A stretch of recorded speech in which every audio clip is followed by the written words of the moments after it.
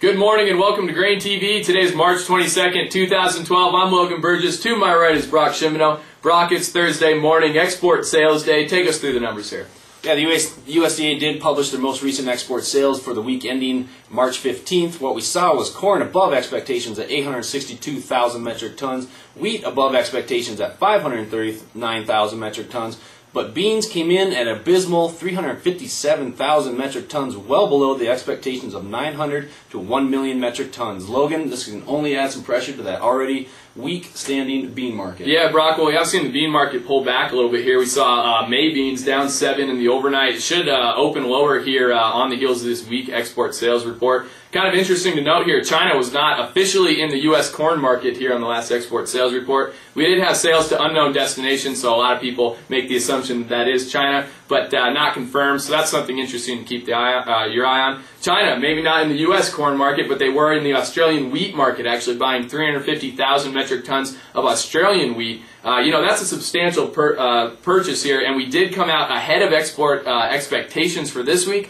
but it's something to keep an eye on, as far as how competitive U.S. wheat is on the global front here. Kind of another piece of fundamental news that we saw come out. Oil World pegged Brazilian soybean production at 66.5 million metric tons here. This is kind of one of the lower private analysts, or one of the lower estimates made by a private analytical firm here that we've seen come out. But not really a big driver of the market. I think we've kind of priced in that this crop is going to be very short out of Brazil. Don't you agree, Brock? Yeah, I agree with you there, Logan. I think most of these estimates from these private forecasters are baked into the market. We've seen continued reductions lower in their production in South America. Something that has come up more recently is that Asian rust has been an issue in a lot of these growing areas in South America. So that's something we'll have to keep our eye on moving forward. Make sure you follow us on Twitter. We'll be posting tweets all day long if we find out any new information along that front. Certainly, Brock. Well, as that crop is kind of getting wrapped up here, guys are firing up the planters here in the United States right now. Take a look here at a Palmer Drought Index. This measures soil moisture, and kind of the area to keep an eye on is that northern Iowa, southern Minnesota area there. You can see they are in a state of an extreme drought in some areas there. So that'll be important to keep an eye on here as planting season rolls through. Kind of in contrast to what we're seeing out east right now. Areas of Indiana, Michigan, and Ohio, they're saturated out there. I was talking to a producer the other day. He's saying that some guys in his area are having a hard time actually getting out in the fields right now. So, it's kind of two different situations going on here throughout the Corn Belt. What are you seeing on the ground in your local market there? Shoot us an email, graintv@gmail.com. Tell us what you're seeing on the ground out there. Brock, what are we expecting here, or what did we see last week, excuse me?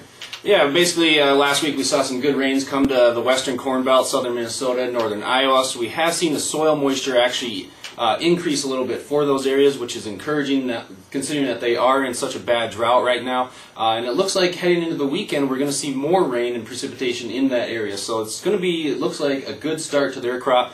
They should be planting here in about the next 7 to 10 days or so. Certainly. Well, we'll keep you posted on that. We'll be tweeting all day long, like you said, Brock. At GrainTV is where you can find us. We're going to take a quick commercial break. We'll be back to watch these markets trade live. GrainHedge is more than just futures trading. Clients receive our cash grain optimizer showing spot and forward bids within 200 miles of your farm. We take into account your trucking costs to find your best selling opportunity. We provide in-depth basis mapping, historical basis and cash price charting. Every day we show you your best price and if it meets your profit goals. Contact GrainHedge today to get started. Welcome back to GrainTV. The markets are open in Chicago, so let's turn over the FireTips trading software for the live quotes. As you can see, corn is down 3 3/4, soybeans off 13 cents, wheat down 4 cents in Chicago, and Kansas City wheat off another 6.5 cents today. Yeah, Brock, grain's really looking like we're pushing lower here today in Chicago. Let's take a look here at a May soybean chart. You can see we've really come a long ways, as we were saying earlier. Let's draw a trend line here off those lows we printed back in December. The nice thing about FireTip is that it'll actually extrapolate these trend lines every single trade day, so no need to update your trend lines. And you can see here that we do have a point of convergence with this 200-day moving average around the 1290 area. That should provide significant support to the downside. But, we really got here on the fundamentals. Short crop out of Brazil, strong U.S. export sales as a result. We really did. This market rallied higher on the fundamentals. What's kind of your short-term outlook here on the bean market? Yeah, my short-term outlook is I think we're going to head a little bit lower. We've been battling around that 1350 area, which was support onto the downside. Yeah. Now, as we penetrated below it and trying to move higher, we're actually meeting resistance. So there's been a little bit of a roll reversal in that 1350 area. If we take a closer look at the 5-minute, you can actually see in the overnight we were bumping our heads against that 1350 level.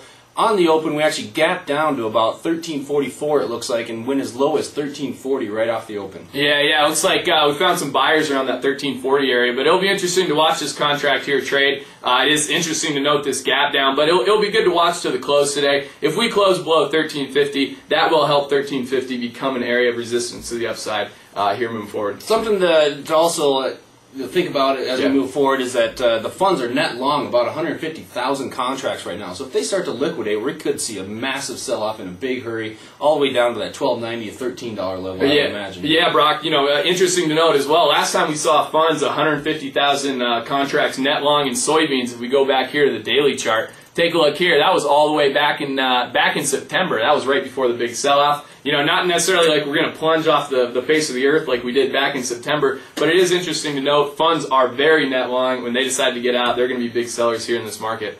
I think that wraps up our show here for Thursday morning. Have a great rest of your Thursday. Join us tomorrow on GrainTV for the weekly wrap-up.